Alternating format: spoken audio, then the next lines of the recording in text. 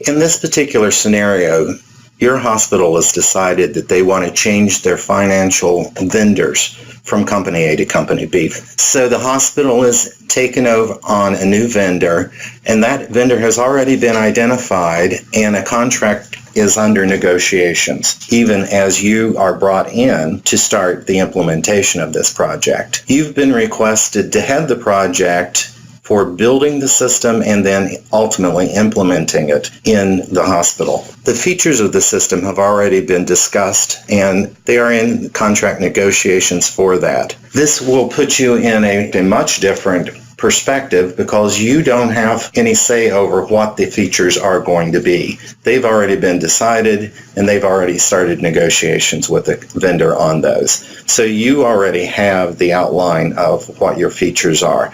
A very important thing for you to do is to look at that RFI or RFP to be sure that you understand what those features are so that you can then guide your team in building the system to meet those features and to make optimal use of all of those features.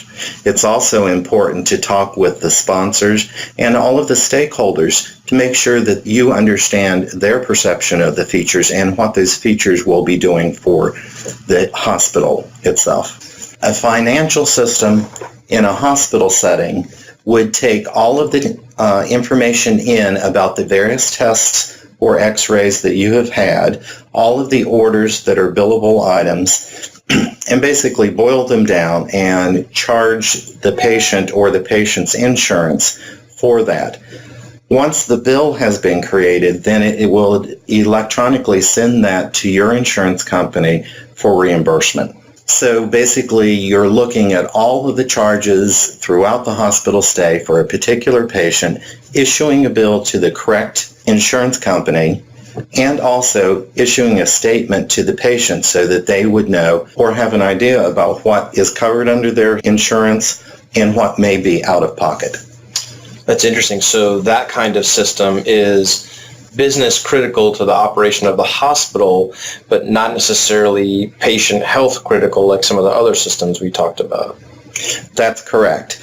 But if you don't get paid, you're not going to be in business for very long. The team that you'll be putting together for this are mostly administrative staff. You won't be having a lot of clinical input on this one, except where you're going to be receiving information from either the lab or the RAD or the pharmacy system.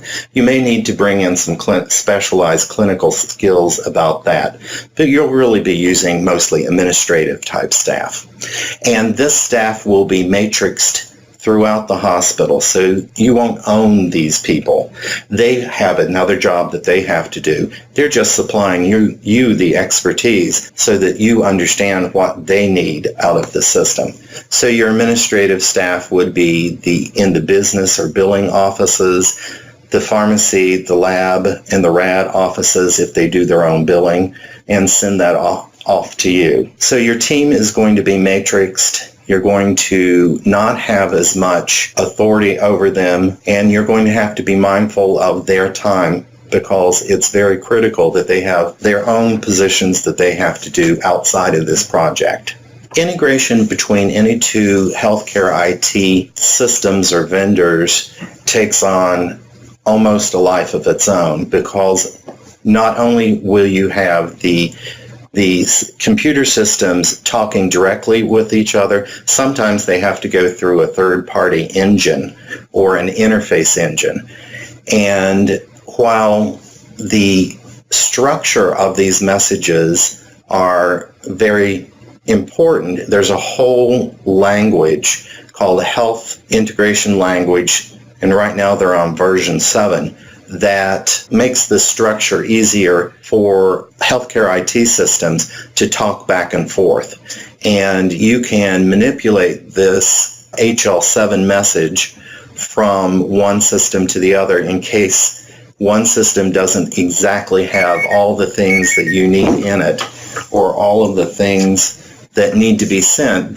You can structure it through the interface engine in such a way that it meets the needs of the second system. But yes, you'll have an interface analyst from both sides, and maybe even from the interface engine, and you'll have to set up a whole series of meetings with those interface analysts to make sure that the information is smoothly flowing between all of the vendors.